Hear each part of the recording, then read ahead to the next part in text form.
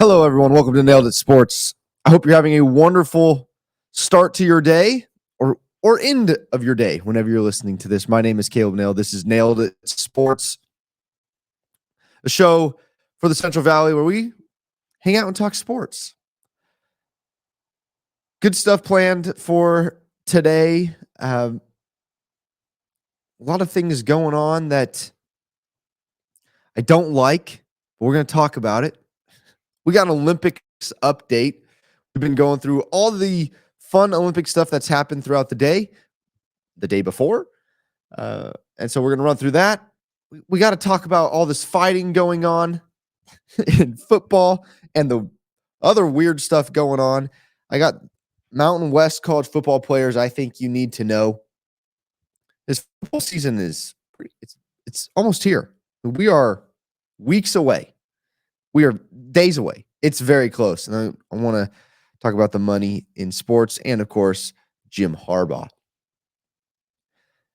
But first off, thanks for being here. You can follow me on X, Caleb_Nail, N-A-L-E. You can follow Nailed It Sports on YouTube. Nailed It Sports, N-A-L-E-D, It Sports. And like the video, subscribe, comment down below. Those things really help me out. We are working on internet. We're working towards better internet. We call it G5 internet out here. Go Dogs, baby. All right, so let's start things off right. Yesterday, we were in the book of James, chapter 3. I'm going to stay in the book of James and in chapter 3. And I'm going to continue from where we left off yesterday. It's so good. Just listen to this. This is about wisdom. Okay. Who is wise and understanding among you? Let them show it by their good life, by deeds done in the humility that comes from wisdom. But if you harbor bitter envy and selfish ambition in your hearts, do not boast about it or deny the truth. Such wisdom does not come down from heaven, but is earthly, unspiritual, demonic. For where you have envy and selfish ambition, there you find disorder and every evil practice. But the wisdom that comes from heaven is first of all pure, then peace-loving, considerate, submissive, full of mercy and good fruit, impartial and sincere. Peacemakers who sow in peace reap a harvest of righteousness. There's a lot of talk about peace there, and I didn't plan this, but a lot of fights going on in the NFL, and then we're reading about peace. I think that's funny. I think that's a coincidence. But as I was reading this morning and praying about it, and I pray the Lord uses this podcast to reach people. And if you have questions, please reach out to me, DM me. But James asked the question, who is wise and understanding among you? And I hear that a lot. People are looking for wise and understanding people. However, the world gives a different definition of what wisdom is. I've heard people drop names, celebrity names, about them being wise, or other podcasters, them being wise. And like we talked about yesterday, you pay attention to their tongue, what they say, that shows you where their heart is. So I would argue, no, these people are not wise. They're wise according to the world, but that's not the wise we want to be. We want to be wise according to our Father in heaven. Right? So show it by your good life, by deeds done in the humility that comes from wisdom. So humility, do things for others. Right? You do not think of yourself better than others. And then you're going to go do things for the people that are struggling. Here's what stood out to me. But if you harbor bitter envy and selfish ambition in your hearts, do not boast about it or deny the truth. Such wisdom does not come down from heaven, but is earthly. And the reason this stuck out to me is because I struggled with envy for a long time. Why is this person succeeding and I'm not? Right? And I think a lot of people can relate to that. Well, why does this person get this good thing and I don't? Maybe I have to wake up earlier, work longer hours. I'm still not making as much money as this person who does half of what I do. It's not how I'm supposed to look at things. It's called envy, and it's not good for your heart. It's not good. It's actually bad for your physical body. It's unhealthy for your physical body. We should not envy. Right? I think about, if you struggle with envy, here's what gets me through it. I think about everything that the Lord has done in the past and that has gotten me to today. He has blessed me with so many things. Right? I have a job. I get to wake up in the morning and go to work. I get to wake up in the morning and do this. I have a beautiful wife. I have a wonderful 2-year-old and another baby on the way. What a blessing. Gosh, that's just awesome. I have friends that I love that love me. I hope. I think they do.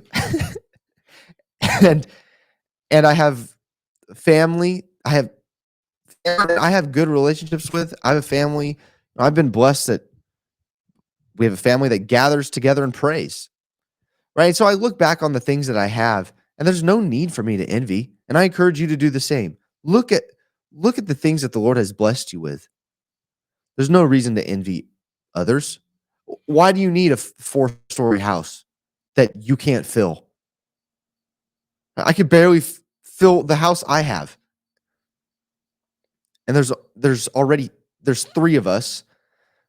There's room for one more. But I'm gonna have a bunch of kids, and it still won't be full. There's no need for all of those things. Then the other thing that really hit me was selfish ambition. Because selfish ambition is what is talked about most in today's world. Go get yours. Right? I hear that a lot. You want to be successful, you got to cut off relationships, unfortunately. Blah, blah, blah, blah, blah. I think if you want to be successful and cut off relationships, by all means, you do what you want to do, but I would encourage you to not. I think you can be successful and have humility. Sure, there's toxic relationships, but I think that only calls for I think the call is for us to love them more than to completely get rid of them, because those people are the ones that need love. So the Bible also talks about to love those who hate you, love and pray for your enemies. The wisdom that comes from heaven is first of all pure, then peace-loving, considerate, submissive, full of mercy and good fruit, impartial and sincere. Peacemakers who sow in peace reap a harvest of righteousness. I hope that helps you out through the day. And if you don't read the Bible in the morning or anytime in your free time, I encourage you to. It's so good. It's so good. It'll build you up. I encourage you. And I would encourage, start in the book of James. You could also start in the book of Matthew. I also think Matthew is probably the best place. Start in Matthew, then go to James. Awesome. Okay, let's talk about sports, shall we? I'm going to start with college football players I think you need to know in the Mountain West. I only have 3. I I think a lot of people get lost, right? So football season comes around, and as sports fans, yes, do we love football? And do I love college football? Oh, more so than any other sport. But I enjoy basketball. I enjoy baseball, soccer, the Olympics. There's a ton going on all the time that I actually enjoy.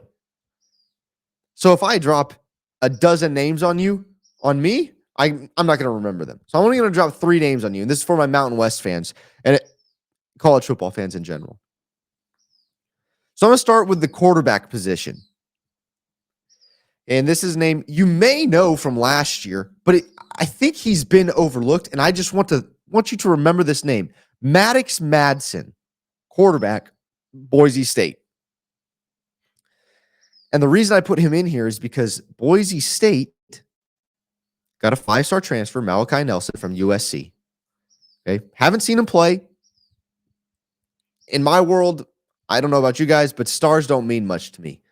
You got to show up and play. I don't care how many stars you have. Baker Mayfield.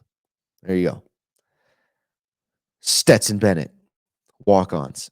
Anyways, Maddox Madsen was the starter last year, and I believe could probably be the starter this year and beat out Malachi Nelson.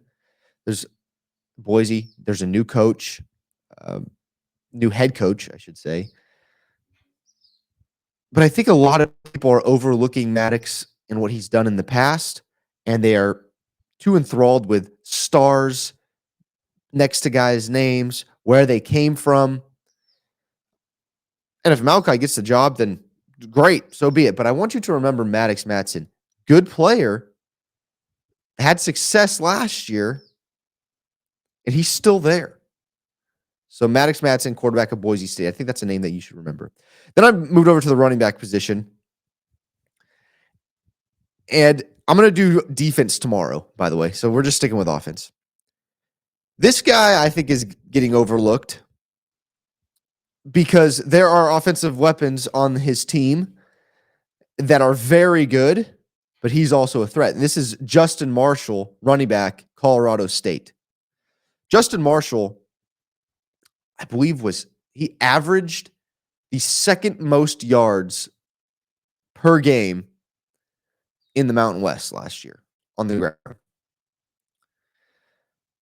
They have Braden Fowler Nicolosi, quarterback. They have Terry Horton, our local wide receiver, played here, now is at Colorado State and is getting national recognition, as he should be. He's very good. But Justin Marshall is going to get a lot of touches,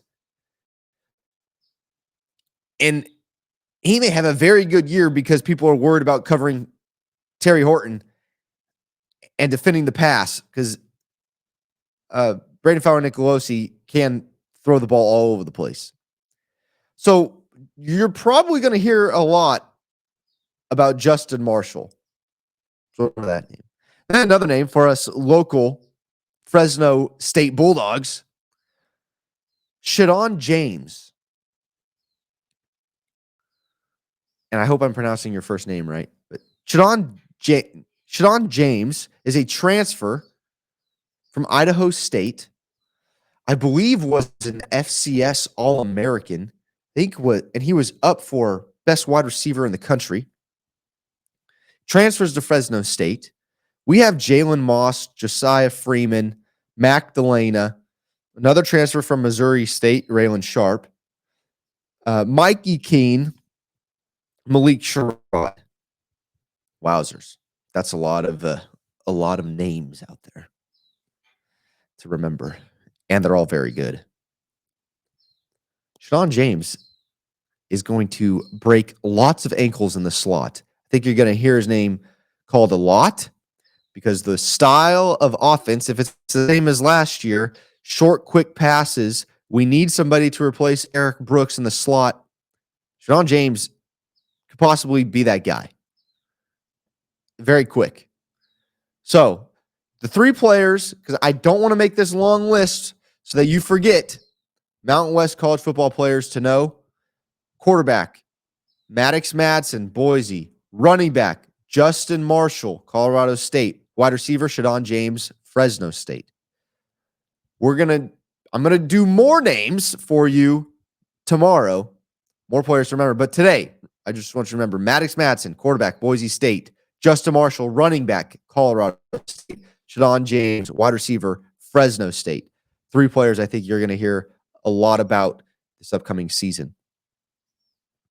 All right, let's go to the Olympics. What happened yesterday? All right, here's what happened. Men's volleyball lost to Poland 3-2. I believe I was in the quarterfinals or the semifinals, but they are done now. Hampton Morris won the bronze in men's 61 kilogram weightlifting. Congratulations, Hampton Morris. You know, and I was thinking about this, and I'll comment down below your thoughts on winning silver or bronze. Because as a competitor, right, it would eat me up inside to get second or third. But at the same time, when I stand on the podium, I would also be thinking to myself, I could be Caleb Nail sitting at home watching this, right? So it's if you're winning a medal in the Olympics, you're the best in the world. I think that's awesome. But the competitor in me is like, dang it, I won silver. But once again, I'm on my couch. So there. Actually, yesterday, I was jumping and running with my 2-year-old, and I did something to my Achilles, and it really hurts. Like I have become extremely soft. I'm doughy now. That's what, like, you know, you work out, get nice and tight, and your skin is all tight and squeezing everything, and you feel good. Yeah, no, that's not me. I'm flabby, doughy, I call it. Pasty white now. And now my Achilles hurts. I'm so soft. So soft. All right.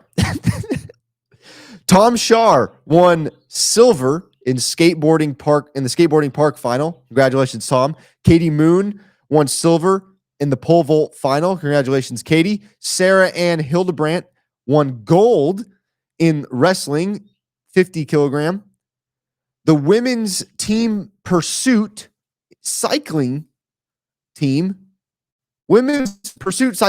won gold. Okay. Hey, look at this. Artistic swimming, United States won silver. This is all United States stuff, by the way. Quincy Hall, he ran for COS back in the day. He was competing in the 400. Yeah, he won gold. Congratulations. Congratulations, Quincy Hall. Massive comeback, too. I mean, you got to watch that race. Great race. United States men's, I've watched the 1500 and the 400 now. And the effort that has been put in by Cole Hoker and Quincy Hall to win gold down the stretch was awesome. Quincy's last push in this 400 was amazing. Cole's last push was amazing. Extremely entertaining races.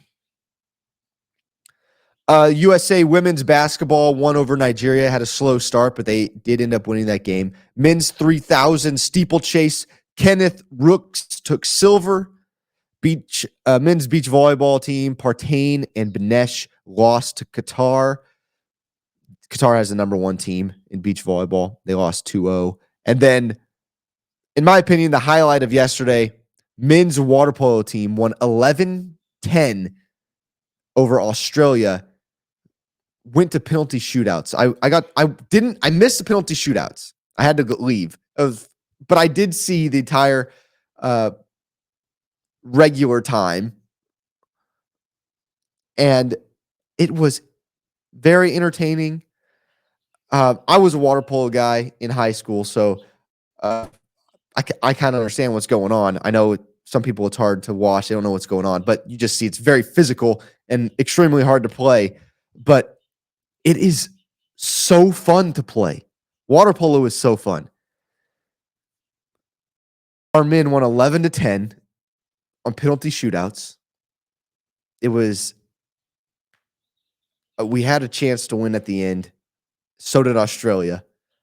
It came down to the wire. It was, oh man, what very entertaining game. United States men team gets Serbia next in the semifinals, I believe. We already beat Croatia. Now it's time to take down Serbia. And, you know, I'm a quarter Croat.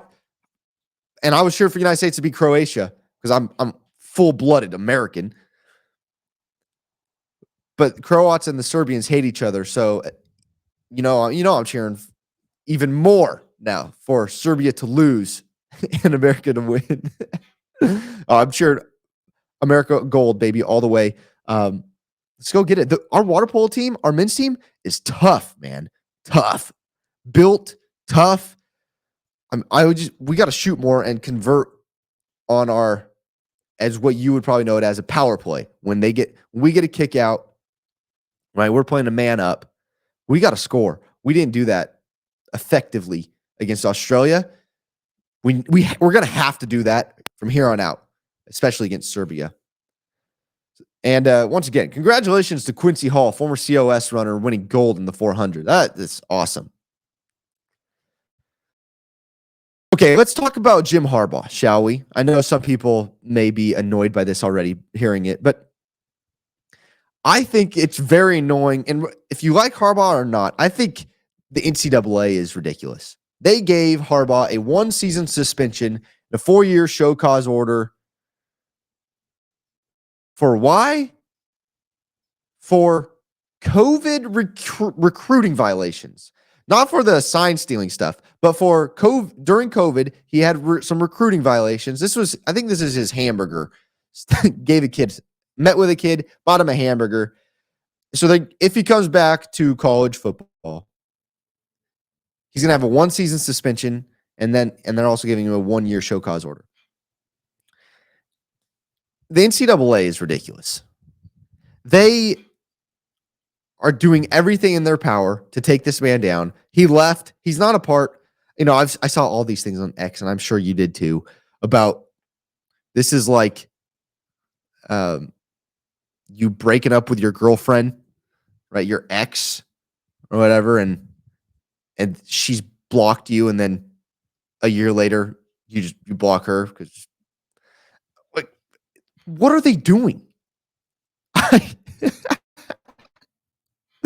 I think it's funny. I think that's, like I said earlier, a couple days ago, someone in the NCAA doesn't like Harbaugh.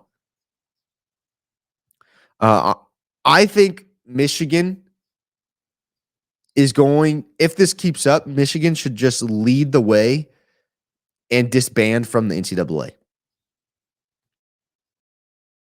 Why would they stay?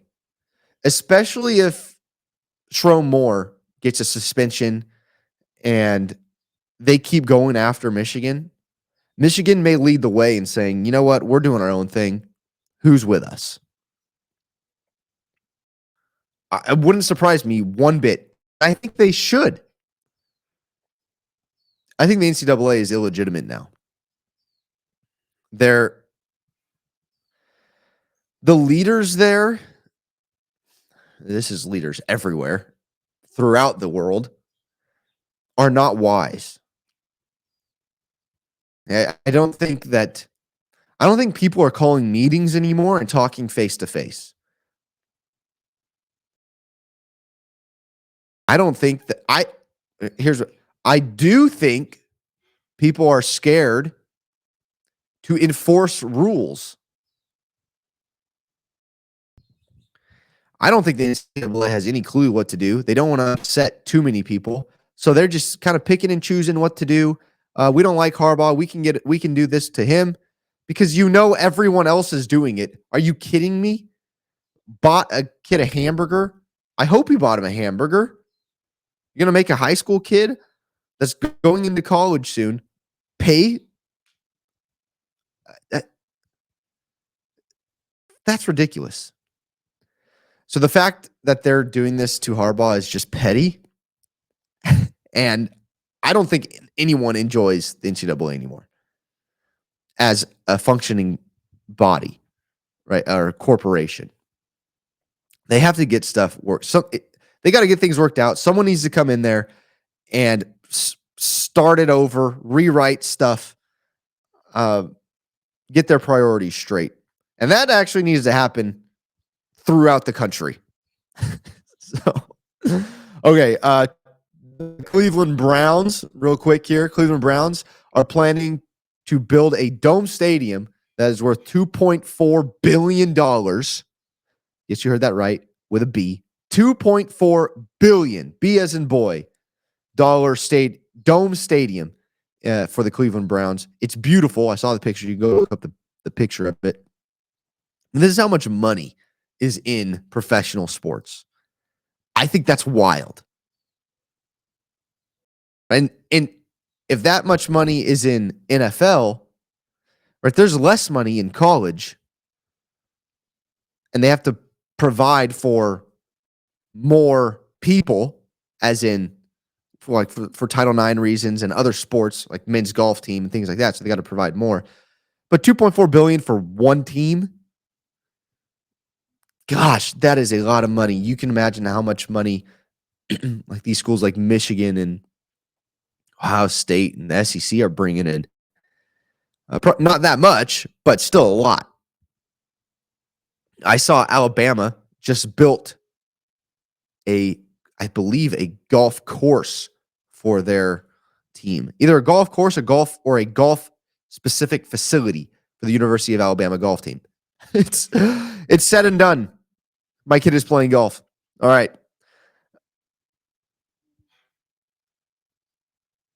Back to the money. These professional NFL teams, I don't know how MLB makes money, but NBA, NFL, they make tons of money. Excuse me, sorry. What are they doing with that money? I would challenge these businesses to really go into their local communities and help. I would.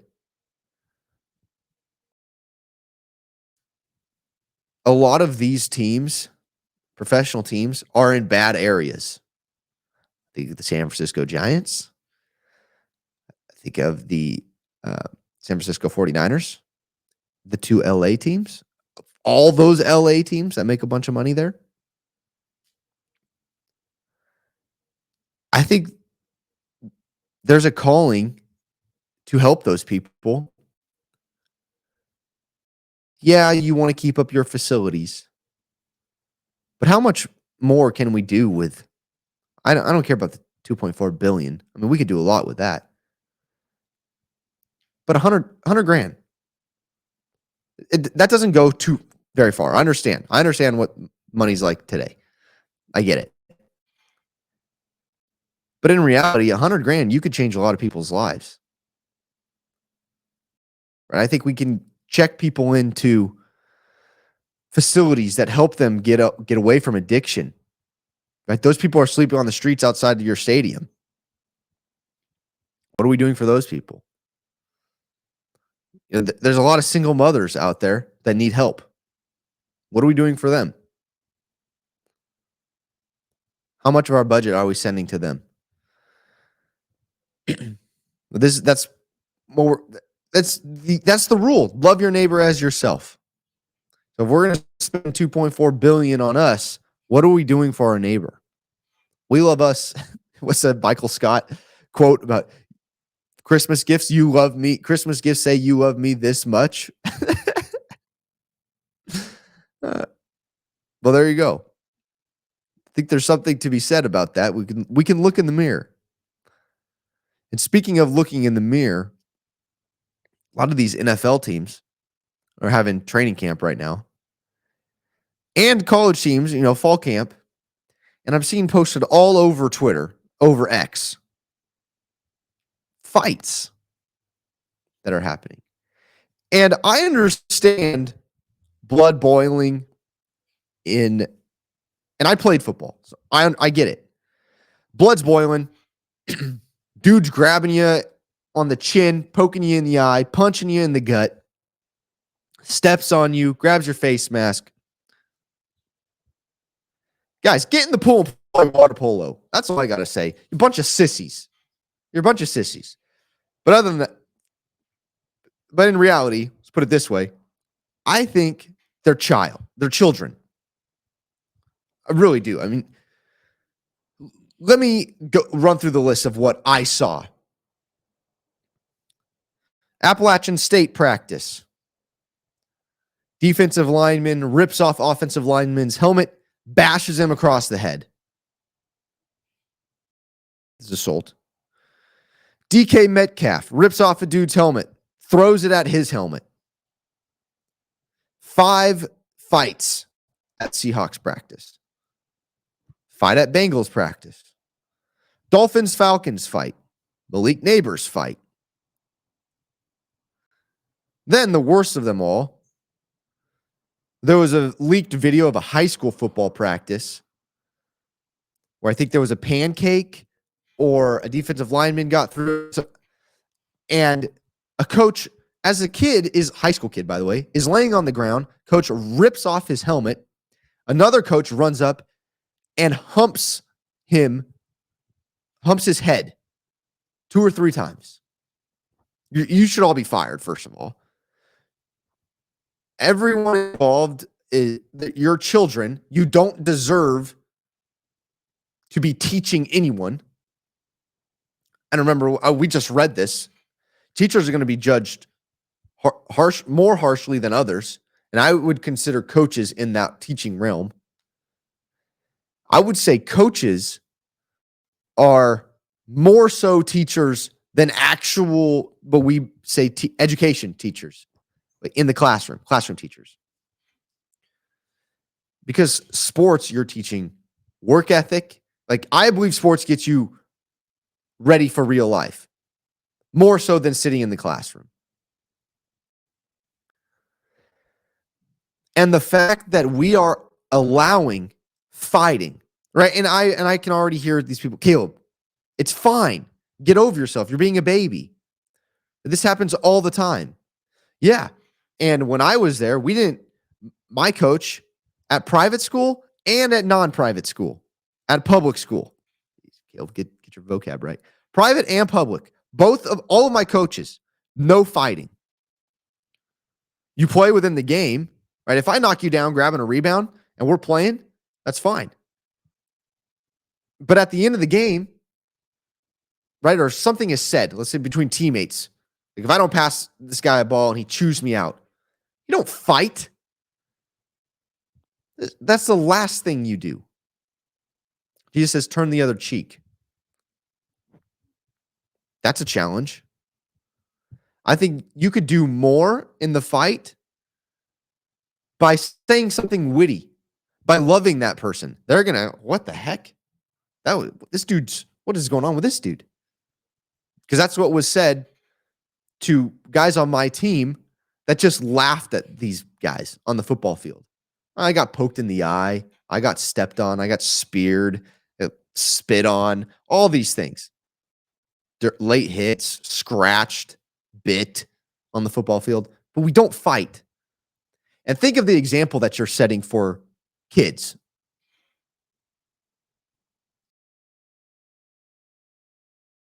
All these guys, their actions speak way louder than words. If you play sports, your actions on the field, at practice, and coaches, your actions speak louder than words. I don't care what that coach ever said. That humped that kid, I saw what you did. You're done. I know where your heart is. Right? You have to be careful. You got to be careful of your tongue, because your tongue tells you where your heart is. But at the same time, actions do speak louder than words, in my opinion. And you act like that, that's very selfish.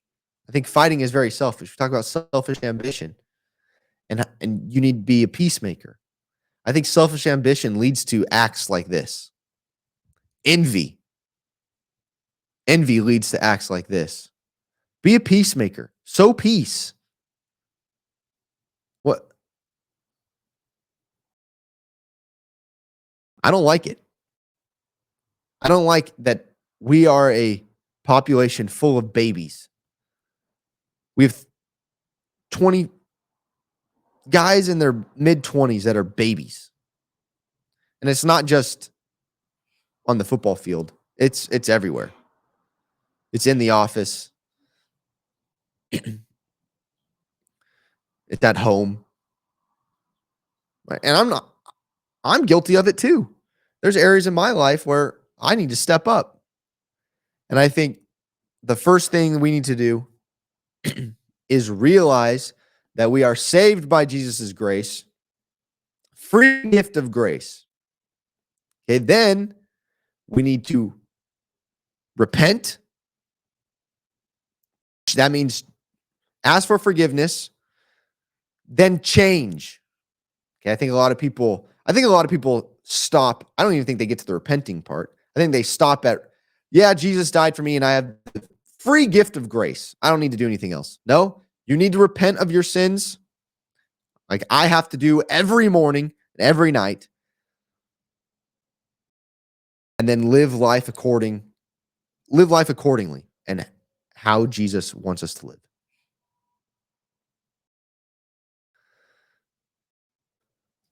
I think that could be a tough message, but I encourage you to share that. Tell people, let's not live like the world wants us to live. You can be a tough man. I believe you're a tougher man, living the way that Jesus wants us to live, rather than living the way the world wants you to live and act like you're this tough guy and fighting, things like that. There's a time and place. Okay. When the Lord judges his people, he uses fighters. Right. In the past, he did in the Bible. I believe it, we're not supposed to fight, kill, but the Lord will use people. I do believe that. But if you follow Jesus and claim that you are living a life devoted to him, we don't fight. We don't fight. You can be tough and honest. Doesn't mean we have to throw hands. All right. I think I've said enough there. I'm going to get ready for work. I ask that you pray about that. Let me know what you think. Comment down below. DM me on X. And I'll talk to you guys tomorrow. Have a wonderful day. And I asked that you pray for me as well, that the Lord would use me to spread his message and expand his kingdom. All right. God bless you guys. Thank you. Be peacemakers. See ya.